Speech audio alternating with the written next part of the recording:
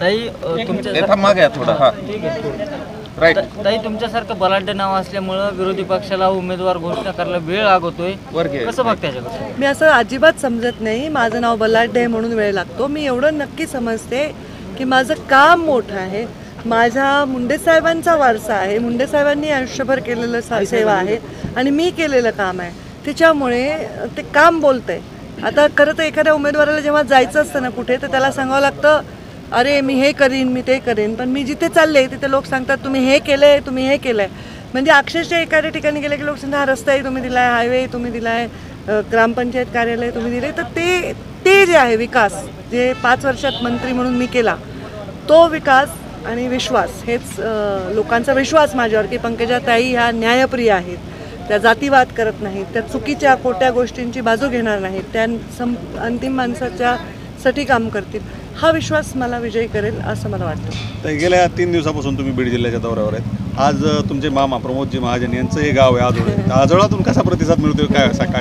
नाही, चांगलाच प्रतिसाद आहे, नेहमीच चांगला प्रतिसाद होतो. काल मी केसच्या मठात गेले होते, प्रमोद मामा जन्मला तेव्हा त्या मठात त्यांचा अनुभव माझ्या आजींनी मला खूप सांगितले होते, तर तिथे गेले होते. आज अंबेजोगाईत, खरं तर अंबेजोगाईमध्ये ते जन्मले नाही, पण अंबेजोगाईमध्ये जसं मुंडे साहेब जन्मले नाही, हे दोघं कॉलेज जीवनात इथे राहिले आणि त्या काळात राजकारणामध्ये त्यांनी जी पहिली पावलं उचलली, एक राज्याचा देशाचा नेता मोठा झाला. मला वाटतं या मातीमध्ये कमाया आहे. ताई शिवसंग्राम तुमच्या सोबत आहे, शिवसंग्रामपूरच्या ज्योती मेटेंचं देखील नाव चर्चेत आहे. आज त्या बीडमध्ये आहेत, चाचपणी करतायत, कसं बघताय? काही नाही, मी त्यांच्याकडे बघायचं काही कारण नाही. मी माझं काम करणं माझं कर्तव्य आहे.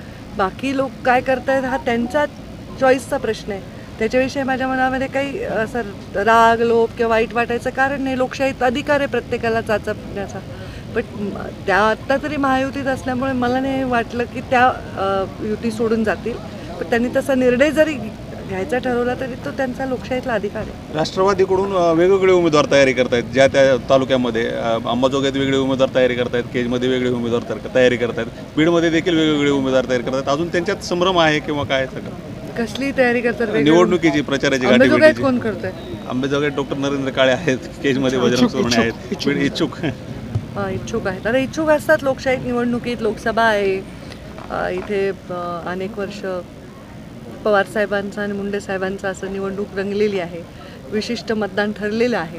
त्यामुळे कुणालाही असं वाटणार नाही. लोकशाहीत ठीक आहे, त्यांचा अधिकार आहे ना, त्यांचा ते पण बिचारे काम करतात आपल्या पक्षाचे सगळे, त्यांचा काय अधिकार आहे, कोणालाही अधिकार आहे. तुमच्यापैकी कोणाला उभं राहायचं तर तुम्हालाही शुभेच्छा. 4 लोकसभेच्या निवडणुका बघितल्यात तुम्ही, या 2005 हा ना, ह्या 5व्या निवडणुकीकडे कसं बघता? काय नाविन्य वाटतं या निवडणुकीमध्ये?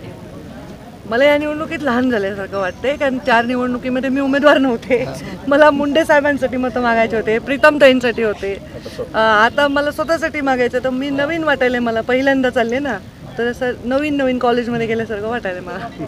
आता तुमचे पक्षाचे मित्र पक्ष जे आहे राष्ट्रवादी काँग्रेस, अजित पवार गट, स्वतः धनंजय मुंडे सुद्धा तुमच्यासोबत आहेत.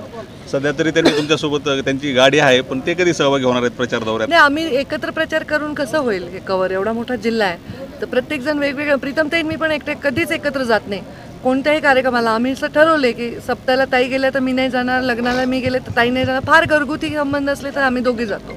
तर ते राष्ट्रवादीचे आहेत, त्यांनी राष्ट्रवादीच्या लोकांना कामाला लावणं, राष्ट्रवादीची यंत्रणा कामाला लावणं. आणि राष्ट्रवादीने मागच्या वेळी जेवढी मतं घेतली होती त्यातली किती मतं ते ट्रान्सफर करू शकतात आम्हाला. आता मी स्वतः उमेदवार असल्यामुळे थोडं मत असंही वाढेल असं मला वाटतं बरं का, मागच्या वेळेपेक्षा. कारण शेवटी मी काम केलं आहे पालकमंत्री म्हणून आणि राज्याची नेता आहे, देशात काम करते, लोकांना अपेक्षा आहे मोदींच्या जवळ येताही नक्कीच जिल्ह्याचं भलं होईल, तर ऑटोमॅटिकली मतं वाढतील. आणि आता पुन्हा यांनी आल्यानंतर मतं वाढतील.